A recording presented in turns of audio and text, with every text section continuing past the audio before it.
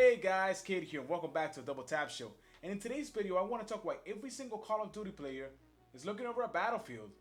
But first, if you're part of the 93% that watches my videos and is still not subscribed, smack it with a sub button, turn your bell notifications icon as we cover all things Call of Duty, Battlefield, and Warzone. Let's get into it.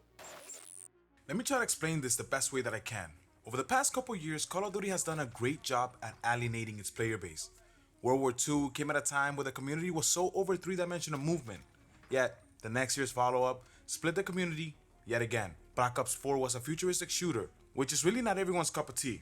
It had controversial mechanics like 150 health and manual healing, but most importantly, it had specialists, literally overpowered weapons that were granted and not earned. A participation medal, if you will. With Modern Warfare, the title alone brought players back into the series. However, due to the map design that offered nooks and crannies, or safe places, if we may call them that, coupled with ghosts not being active all the time and dead silence not being a perk, it made gameplay slow and extremely campy. And when we look at this year's release, Black Ops Cold War is a game that you either love or hate. And to me, it feels like it tries to follow up Modern Warfare, and in turn, it loses its own identity. The 150 health is still a very controversial mechanic, but the game feels like it was made from the ground up with the Warzone integration in mind. Almost like they sat in a room and they said, all the weapons need to have 5 attachments, have as many duplicates of each weapon so the animations are easier to code later on, use the same character models for operators, and just reskin them.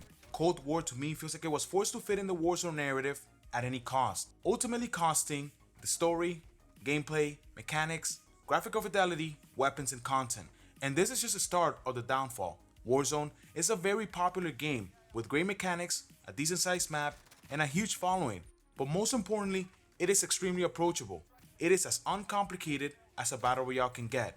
In the last earning calls, the higher ups at Activision stated that Warzone is the title that is making the most revenue for them as of right now. But what does that mean for the franchise? I think that very soon we'll see a complete disregard for traditional 6v6 multiplayer. The resources put into the premium title will shrink every year, as the main goal for every year moving forward is Warzone, which is what we see happening with Cold War. There is a total lack of content in this game. We had a season where we only got one map, and another season where we got Miami chopped up with different lighting. What all this information means for the next year of Call of Duty is that Call of Duty World War II Vanguard will already be suffering from 2 major problems. One of them being the setting. World War II is a setting that is played out. Some of you guys won't even pick up the game just because of that. There's the underlying problem of skill-based matchmaking, which sadly, it's not going anywhere. On top of these 2 huge problems, we have a strict formula that it needs to follow so it can fit into the Warzone narrative, like having operators and 5 attachments, so on and so forth. Because money. The decisions that Activision is taking as of right now are just further disenfranchising the player base. And if you're anything like me, you pretty much have already given up on Cold War. The game is not fun, and that's just my personal opinion. And trust me, I love Call of Duty, but man do I hate Cold War. I know a lot of you guys are looking forward to greener pastures, and that being the new Battlefield game. And unlike every Battlefield game where they strive to be this realistic mil-sim first-person shooter, what we can tell from the 2042 trailer is that Battlefield is finally taking off its shoes and taking itself a little less serious. I want to interject and say here that I have never played a Battlefield game, and also, I don't think that the Double Tap Show will do a full 180 and only cover Battlefield, but man, does this trailer look refreshing. However, if I'm being honest with you guys, I really want to cover Battlefield. It looks like a really fun game. And if you guys remember a couple weeks ago, I also said that I wanted to add another game into the rotation. And this is it.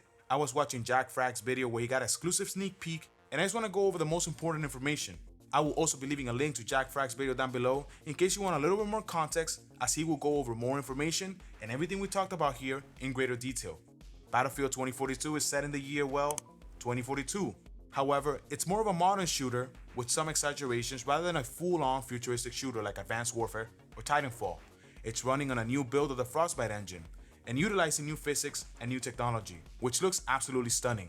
The game is multiplayer only, that means no campaign, which I know is a bit controversial, but if it leads to a better multiplayer experience, more content, then I'm all for it. The sandbox style game will feature 128 players on PC, PlayStation 5, and Xbox Series X. Meanwhile, downscaling it to 64 players on both the PlayStation 4 and Xbox One, as well as the Pro and One X version, respectively. The game will feature massive maps to accommodate the 128 player count, and a scaled down version for the 64 player count on last gen hardware accordingly. Staying on the topic of maps, and they will be bringing Levelation back from Battlefield 4, as in-game time events that change the map as the match progresses. Things like tropical storms that reduce visibility, tides rising that flood certain areas, and tornadoes that bring all-out chaos will all be available, changing the fight and keeping things fresh.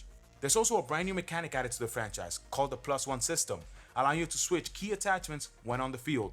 Things like scope, grips, ammo, and barrels, and much more could be changed at the push of a button. That way you can adapt to different environments. What I can take from this is that if you're outside and going into a building in a CQB type of situation, you can shorten your barrel for a better ADS time, switch out the scope for a red dot, and switch the ammo type for a slightly faster fire rate at the cost of bullet velocity and accuracy. This game took 3 years to develop, and it already has more maps than Cold War at launch. Renewal, set in Egypt, Orbital, set in French Guiana, Kaleidoscope, set in South Korea, Breakaway in Antarctica, Discarded, set in India, Hourglass, which is set in Qatar, and finally, Manifest in Singapore, which can all be seen in various parts of the trailer. With 22 not being an all-out futuristic setting, it will feature modern weaponry and cutting-edge gadgets, where you play as specialists, each one with a unique ability and equipment, much like what we see in Battlefield games. These specialist classes are Assault, Support, Engineer, and Recon. But unlike previous entries into the franchise, your weapon is not locked depending on which specialist you choose. Therefore, you can be a Recon specialist, which usually locks you into a sniper class. But in 2042, you will have the option to take an SMG, assault rifle, DMR, sniper into any role you choose. And that's all the information I found to be the most important. Again, go watch Jackfrags' video where he goes into a little bit more detail into everything that we talked about today, as well as more information. But now, it's time for me to hear from you guys. What do you guys think of the new Battlefield? Are you excited? Will you be picking it up? Or do you think it's going to flop? Let me know your thoughts down in the comment section below. As for me, I think it's nice to see Battlefield not taking itself so seriously. I think this time around, this game is more accessible, more casual, more digestible than previous entries into the franchise. I'm sure that it's going to bring an entire new player base to the game. Again, we're on the road to 500 subscribers, so if you guys would like to be part of the crew, smack me with that sub button because I would love to have you. As always, I like when it's always appreciated. And well, that's all for me today. I'm Major Cade. I thank you for watching, and I'll see you guys next time.